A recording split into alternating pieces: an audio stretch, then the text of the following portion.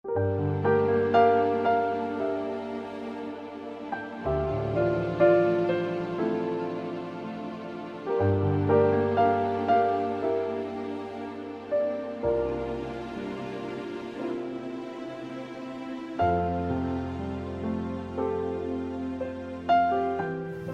pagi Bapak Ibu dan Saudara yang dikasih Tuhan.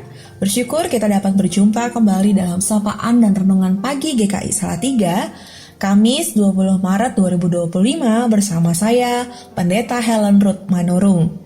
Mari kita siapkan diri untuk menerima firman Tuhan. Bapa dalam surga, kami sungguh mengucap syukur sebab kasih setiamu selalu kami rasakan dalam hidup kami. Pagi ini kami mau menyambut firman Tuhan dengan sukacita, sebab firman-Mu adalah pelita bagi kaki kami. Biarlah hikmat Tuhan menuntun kami di dalam kebenaran-Mu, supaya apa yang kami pahami sungguh sesuai dengan kehendak-Mu, dan apa yang kami respon sungguh berkenan dan memuliakan nama-Mu. Di dalam nama Tuhan kami, Yesus Kristus, kami berdoa. Amin. Saudaraku yang terkasih, firman Tuhan yang menjadi perenungan kita diambil dari Yeremia pasal 33 ayat 3. Yeremia pasal 33 ayat 3. Berserulah kepadaku, maka aku akan menjawab engkau dan akan memberitahukan kepadamu hal-hal yang besar yang tidak terpahami, yakni hal-hal yang tidak kau ketahui. Saudara yang dikasih Tuhan, doa menjadi salah satu cara yang mudah untuk berjumpa dengan Sang Khalik dan membangun hubungan yang dekat dengannya. Walaupun demikian, tidak sedikit dari kita yang merasa terlalu berat untuk berdoa dengan alasan yang kita buat. Misalnya, ada orang yang tidak bisa berdoa, tidak punya waktu doa yang rutin setiap hari karena merasa tidak ada waktu. Ada begitu banyak kesibukan yang dimiliki. Atau dengan alasan susah untuk mengungkapkan kata-kata di hadapan Tuhan. Atau dia jarang sekali berdoa karena punya pengalaman di mana doanya tidak dijawab oleh Tuhan.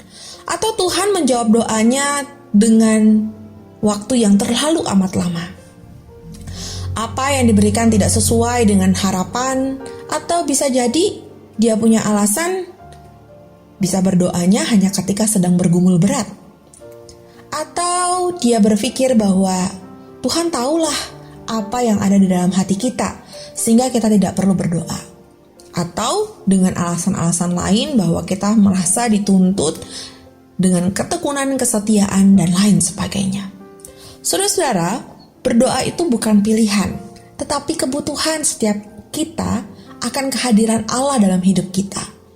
Doa menjadi gaya hidup yang harus terus kita kembangkan dalam diri kita. Dengan relasi yang dekat, maka kita akan semakin mengerti kehendak Allah dalam hidup. Bukankah hidup kita sebagai orang percaya itu hanya untuk mengerti dan melakukan kehendak-Nya? Oleh sebab itu, mari kita dengarkan apa yang diserukan oleh Yeremia, firman yang Tuhan sampaikan kepada bangsa Israel, supaya mereka berseru kepada Tuhan. Berserulah kepadaku, maka aku akan menjawab engkau, dan akan memberitahukan kepadamu hal-hal yang besar dan yang tidak terpahami, yakni hal-hal yang tidak kau ketahui. Di mana hidup mereka dipastikan akan dipimpin Tuhan dan diberkati oleh Tuhan jika mereka mau berelasi dalam doa. Saudara, kita mau belajar tentang 3 hal dari firman Tuhan ini. Yang pertama adalah ajakan untuk berseru kepada Tuhan menjadi hal yang penting dalam hidup. Bukankah doa adalah nafas hidup orang percaya? Kalau kita tidak melekat kepada Tuhan, maka kita akan mati.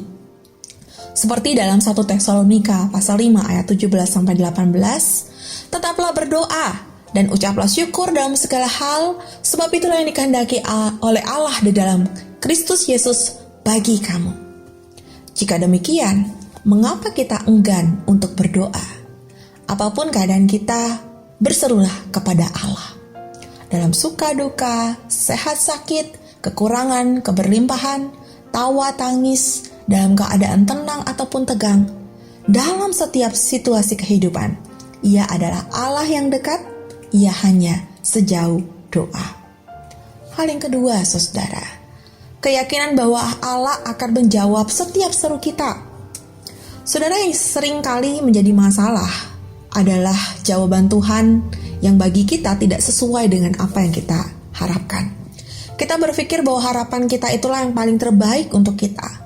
Tetapi percayalah bahwa Allah lebih mengenal kita daripada diri kita sendiri. Allah memberi apa yang sesuai dengan kita butuhkan.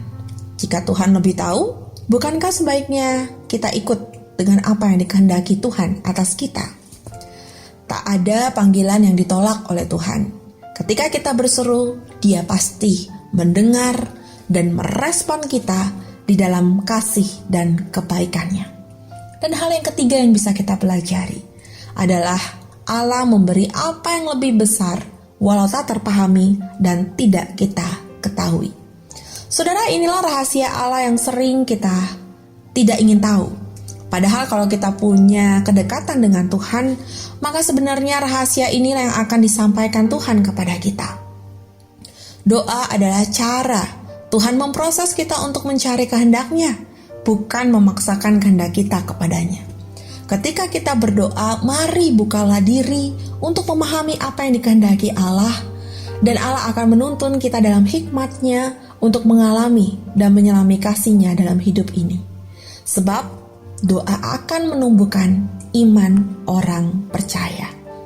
Saudaraku yang terkasih, apa yang masih menjadi alasan kita enggan untuk berdoa?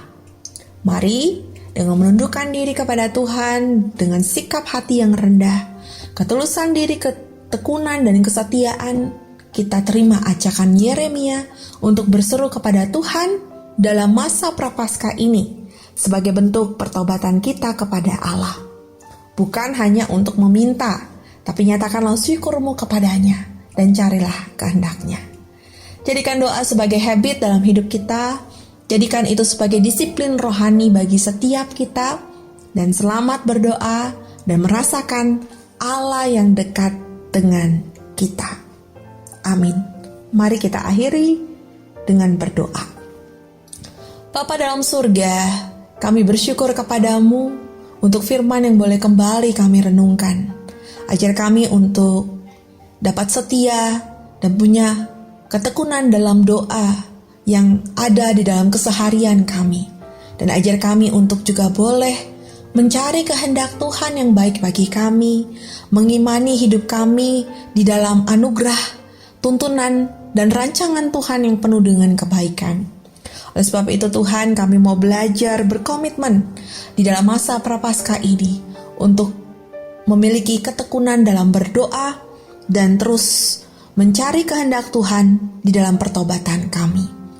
Bapa, berkatilah setiap pekerjaan tangan kami sepanjang hari ini, biarlah perlindungan, kasih setia, dan berkat Tuhan selalu memenuhi kehidupan kami dan keluarga kami. Di dalam nama Tuhan kami Yesus Kristus, kami berdoa dan bersyukur. Amin. Saudara, selamat melanjutkan aktivitas. Selamat pagi, Tuhan Yesus memberkati.